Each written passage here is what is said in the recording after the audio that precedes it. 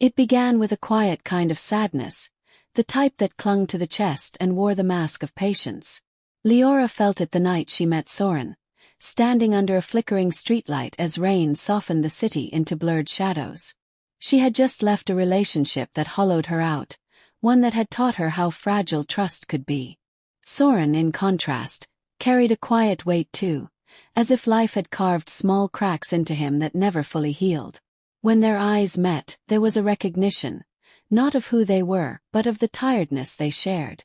It was comforting in a way that words could never reach.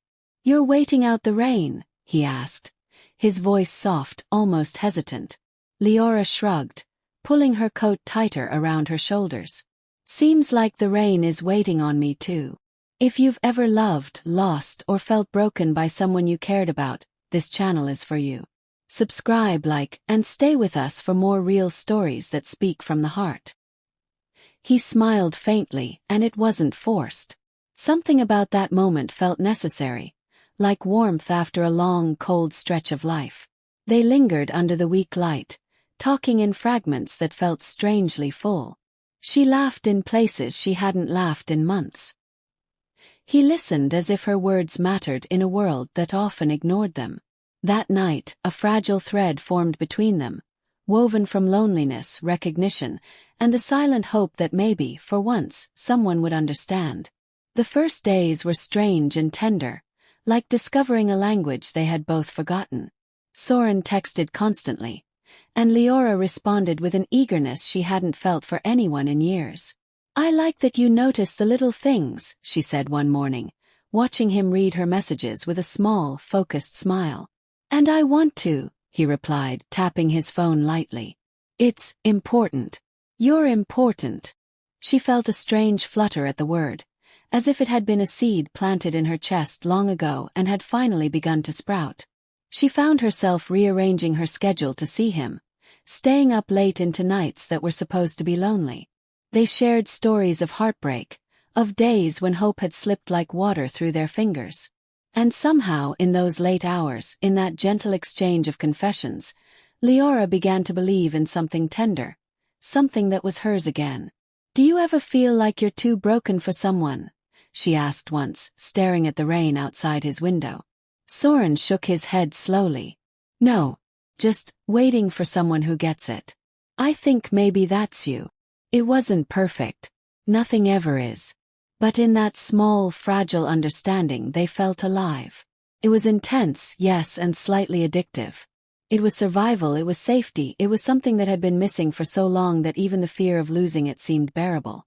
For a while, the world outside seemed distant, irrelevant almost. Leora and Soren moved through days wrapped in each other's attention. A coffee at a corner cafe became a ritual. A quiet walk in the park felt like stepping into their own small universe. "I'm scared of losing you," Soren admitted one evening, his fingers brushing hers as they sat on the edge of a fountain. His voice was low, vulnerable. Leora looked up at him, meeting his gaze fully. "I'm not going anywhere," she whispered, and meant it with every part of her. There was a strange gravity in their closeness, a pull that neither wanted to resist. Even when the city lights flickered uncertainly around them, there was a sense that these moments were carved out of time just for them. And yet, even in this sweetness, small shadows began to creep in. Soren would ask subtle questions about her whereabouts, her friends, her plans. "I just worry about you," he'd say, his brows furrowed, voice tight. At first, Leora welcomed the concern. It felt protective, a sign he cared. But slowly, his concern began to feel like a measure of her loyalty. "Did I do something wrong?" he would ask when she hesitated, a line of doubt threading through his voice. She learned to respond quickly, to fill in the silence, because the weight of waiting sometimes felt unbearable. The very intensity that had drawn her in now carried a quiet pressure, an invisible hand guiding her actions. Leora, in her own way, began to shrink. She stopped sharing her full thoughts, choosing silence over potential disagreement. When Soren pressed, she gave fragments, carefully measured, like pieces of a puzzle she was afraid would be rejected. Felt safer to stay vague. And Soren noticed. He tightened his presence just slightly, so she could feel it in every look, every word. "You don't need them," he said one night about her friends. His tone calm but insistent. "They don't see you like I do." She nodded, telling herself it was love, even as a flicker of unease passed through her chest. Leora remembered herself before Soren. The laughter without hesitation, the freedom to choose without fearing judgment. Those memories became almost forbidden, like looking at sunlight through a glass window. Distant, warm, but untouchable. When she tried to reclaim that version of herself, even in small ways, Soren's demeanor changed. Coldness replaced warmth. Silence replaced conversation. He withdrew, not with anger, but with a quiet distance that weighed more than any outburst could. "You're changing," he said one evening, his voice careful, like testing ice for cracks. "So are you," Leora replied softly, her eyes avoiding his. Neither of them had a way to stop the gradual drift, the slow pulling apart that neither wanted to admit. The love that had once felt fated was beginning to feel like a cage. Gaslighting crept in quietly, almost imperceptibly at first. When Leora cried, Soren would tell her she was overreacting, that the tears were disproportionate. When she expressed discomfort or fear, he reminded her of the sacrifices he made for them. "Everything I do is for us," he said one night, eyes intense, voice low. And Leora began to wonder if her pain was selfish, if she was the one overstepping in a love that demanded compliance. She began measuring everything. Her words, her movements, even her joy. Soren became her mirror. If he was calm, she could breathe.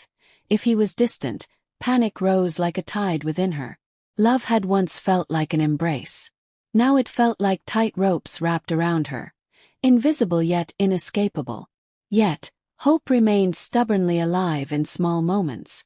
Shared breakfasts on lazy mornings, inside jokes whispered across the couch, nights where he held her like nothing in the world could break them. Those moments were bittersweet, proof of what had existed, of what had almost survived. "I miss us," Leora whispered once, lying in the dark beside him. "We're still here," Soren replied, but his gaze drifted elsewhere. The eyes that had once drawn her in now betrayed a subtle distance she could not ignore. The quiet was becoming louder than any argument, louder than any confession. Perfect. Let's continue the story with the next paragraphs, keeping the style, pacing, and emotional depth consistent. The change was gradual, almost imperceptible at first, but it settled into every corner of Leora's life. She no longer spoke freely about her dreams or her past. Each thought was filtered through a quiet, constant question. Would Soren approve? Would it upset him? Even the smallest joys felt tinged with guilt, as if claiming them might provoke disapproval.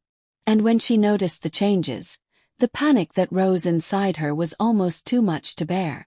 Soren, on his part, seemed unaware of the subtle chains forming. "I just want what's best for us," he'd say when she flinched at his questions, a hand on her shoulder, voice soft. But in truth, the grip was tightening, invisible yet unrelenting. Her friends faded into the background. Invitations she once would have accepted without hesitation went unanswered. Slowly, she began disappearing, not fully but piece by piece. "I feel like I'm losing myself," she confessed one evening, voice trembling as rain tapped against the window. Soren's expression softened, almost comforting, but there was an edge of irritation beneath it, a subtle suggestion that perhaps she was imagining things. "You're not losing yourself. You're just adjusting. You need to be careful in the world." "It isn't kind," he said, his gaze steady, almost unblinking. It was the paradox of love, protective on the surface, but suffocating underneath. Leora found herself apologizing for her own feelings, for her own fears, for existing fully outside his approval. And still she stayed. The memory of those early nights, the laughter, the warmth, kept her tethered to something she no longer recognized. Love had become a quiet battle she didn't know how to win. The moments of tenderness became rare, like glimpses of sunlight through storm clouds. There were mornings when Soren made her coffee just the way she liked it, when his smile reached his eyes, and she almost believed the love they shared was untouched. "Do you remember the first time we met?" he asked one morning, stirring sugar into his cup. Leora smiled faintly, a spark of nostalgia. "I do. The rain. That awful streetlight." He laughed, a short, honest sound, and she felt a pang in her chest. Those memories were like fragile glass, beautiful but easy to shatter. Yet, the same hands that had once offered comfort now held silent power. When she tried to assert herself, to suggest plans that didn't include him, his tone shifted, just slightly, enough to make her hesitate. "I think you're forgetting that we're a team," he said softly. "Everything we do matters for us." And so she began to measure every action, every word. Even laughter became cautious, a careful negotiation. It was not loud or angry. It was quiet, a slow erosion that left her unsure of what parts of herself remained. And still, she clung to the love she once believed would set her free, mistaking intensity for devotion. There were nights when the silence between them felt heavier than words. Leora would lie awake, staring at the ceiling, listening to Soren's even breathing beside her, and wonder if she had traded herself for a semblance of peace. The old version of her, the one who had chosen boldly and laughed freely, seemed like a stranger. She missed her own voice, her own desires, and yet the thought of speaking them aloud felt dangerous. Soren, in these moments, seemed both comforting and cold. "You're quiet tonight," he'd observe, a question that felt loaded. "I'm just tired," she would reply, her voice small, almost invisible. And he would nod, placing a hand over hers, but the reassurance was hollow, threaded with the subtle expectation that she should conform to his comfort. Each gesture of care carried a weight she couldn't shake. Love had become a mirror, reflecting only what Soren allowed her to see, and she had forgotten how to recognize herself outside it. Even when they shared tender moments, whispered jokes, gentle touches, they carried the shadow of what had been lost. Leora began to understand that love could feel like home and prison at the same time, and that sometimes, leaving wasn't about anger or betrayal, but survival. Leora's world became smaller with each passing day. She began to censor herself, cutting pieces of her personality away without even realizing it. The books she loved collecting gathered dust, her favorite music went unplayed, and even her laughter became quieter, measured. When Soren noticed, he would tilt his head, eyes searching hers. "You don't seem yourself lately," he'd say, with a softness that almost convinced her she was at fault. "I'm fine," Leora would respond, the words tasting like ash in her mouth. She wondered if fine was enough, if it could cover the growing emptiness inside her chest. And Soren would nod, satisfied, though the subtle tension in his jaw betrayed the quiet control he held over her life. Love had shifted from warmth into vigilance, a constant monitoring of her behavior disguised as concern. She remembered the nights before him, when she could speak freely, when her thoughts and desires flowed without hesitation. Now, every sentence, every decision, was filtered through a silent test. Would this upset him? Would this make him withdraw? The thought was exhausting, but she stayed, clinging to the memories of tenderness and intimacy that made it feel worth it, even as the cost mounted. Even in the small kindnesses, shared breakfasts, coffee prepared exactly how she liked it, there was a quiet tension.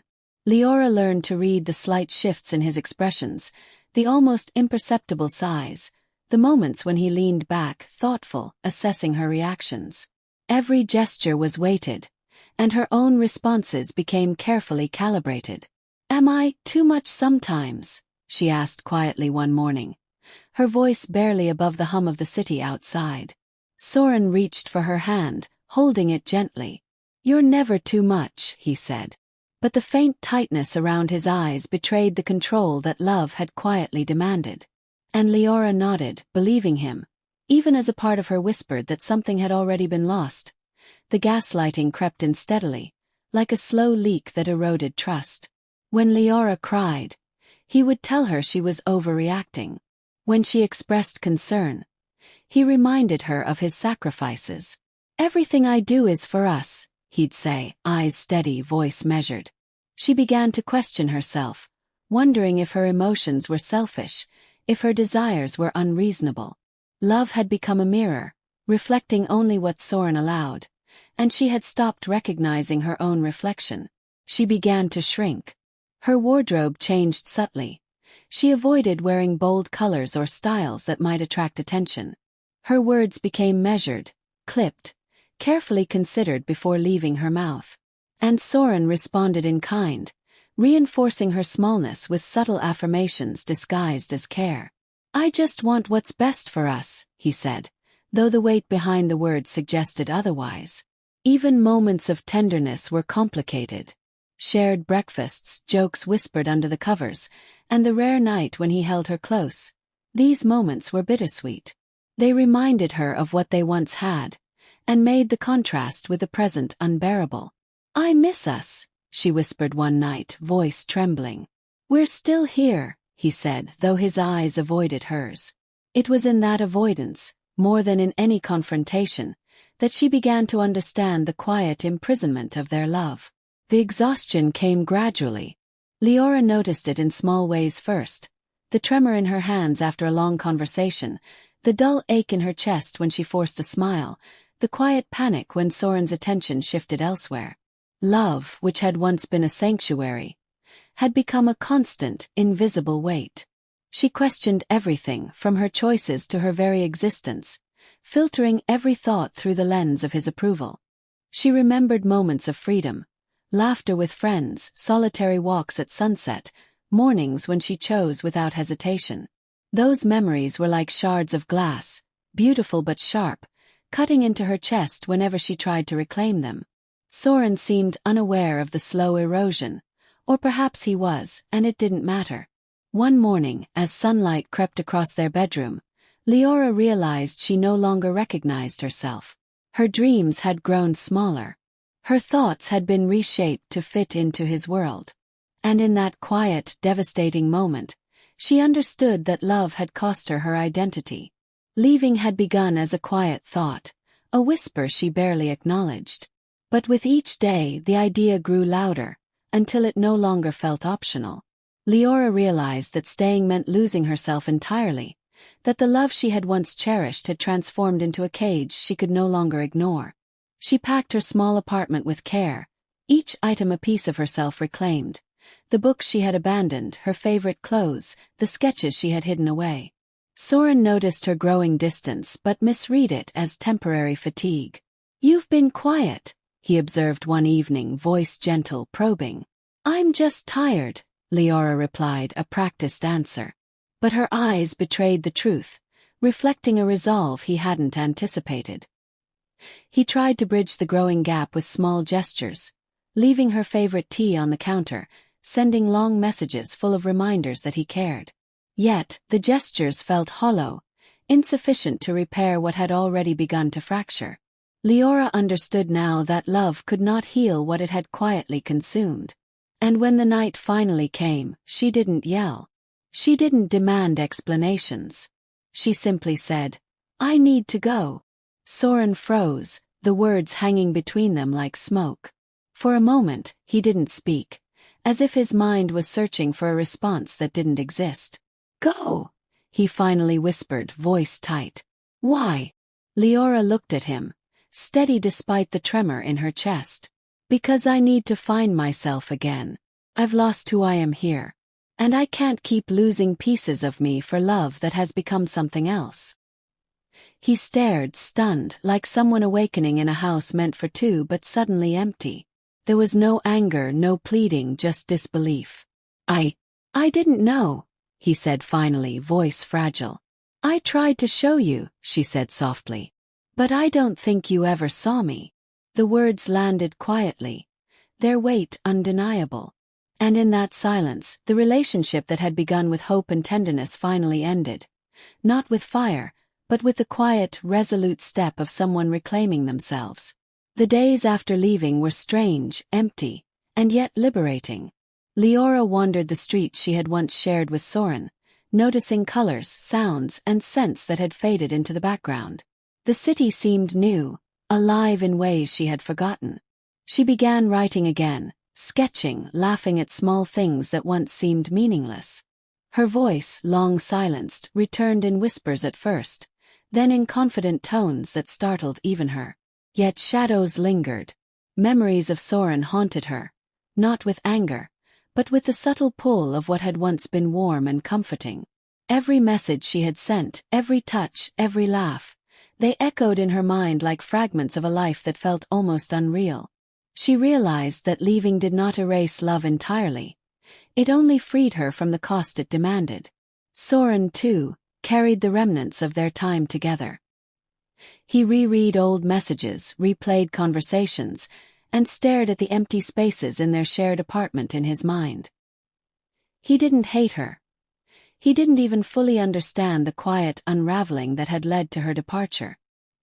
He wondered where he had gone wrong, how love that had seemed so intense and mutual could fade into distance and silence. When friends asked about Leora, he smiled faintly, offering vague answers. But in the quiet of his apartment, he felt the absence like a weight pressing against his chest. The love that had once felt like home had ended, and he had no way to repair the hollowness left behind. Months passed, and Leora rebuilt herself piece by piece. She reclaimed her mornings with tea and sunlight, revisited old friends, and allowed herself to dream again. Yet Soren lingered in the background of her thoughts, a ghost in the corners of her mind. She wondered if he ever felt the same ache she did, the subtle pull of memories that were both beautiful and painful. She told herself that moving forward didn't mean forgetting, it meant surviving. One evening, she walked past a cafe they had once frequented. The scent of coffee and rain made her pause. She could almost hear his laughter mingling with hers. She shook her head gently, smiling at the memory. It was tender, not bitter. Some loves, she realized, leave marks that never fade completely, and that's not always a bad thing. Soren continued to reflect in his own quiet way. He found himself rereading Leora's messages, studying the tone, the phrasing, as if trying to decode what he had missed. He didn't hate her. He didn't resent the ending. Instead, he felt a subtle grief, the kind that lingers long after separation. He wondered if he had loved too tightly, too cautiously, or perhaps not enough in ways that truly mattered.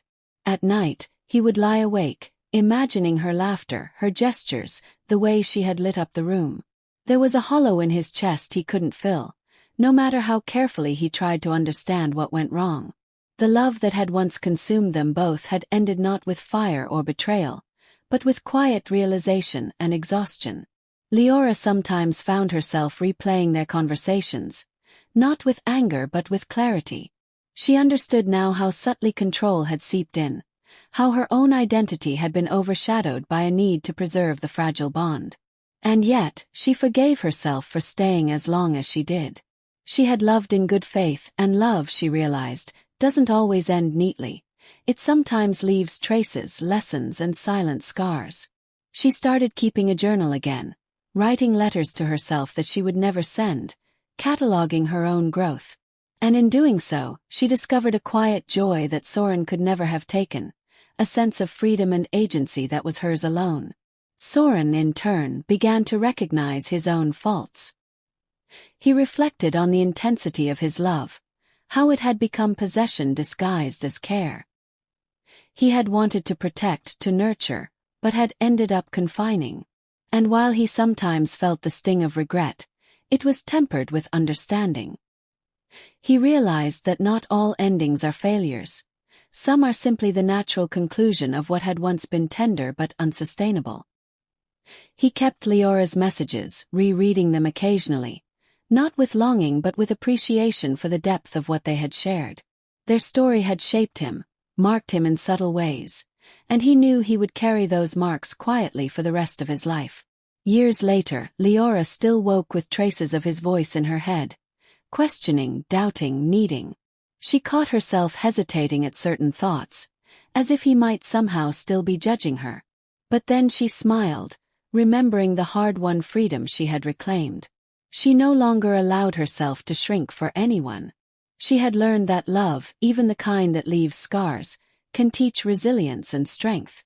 And Soren, for his part, still kept the memory of her alive, but with acceptance rather than expectation. He had learned that love does not always mean holding on tightly. Sometimes it means letting go and allowing the other person to grow. They did not hate each other. They carried their wounds quietly, marked by a love that had once felt like home but ended as a prison neither fully understood. When they thought of each other, it was never with rage or resentment, but with a soft, almost tender acknowledgement of what had been. Some stories do not end in dramatic confrontations or fiery betrayal. They end in reflection, in quiet acceptance, in understanding that people sometimes love deeply and still must part. Leora moved through life with the lessons of that love embedded in her being. She laughed more freely now, chose boldly, and allowed herself to feel fully again. The echoes of Soren were no longer chains but gentle reminders of the strength she had discovered.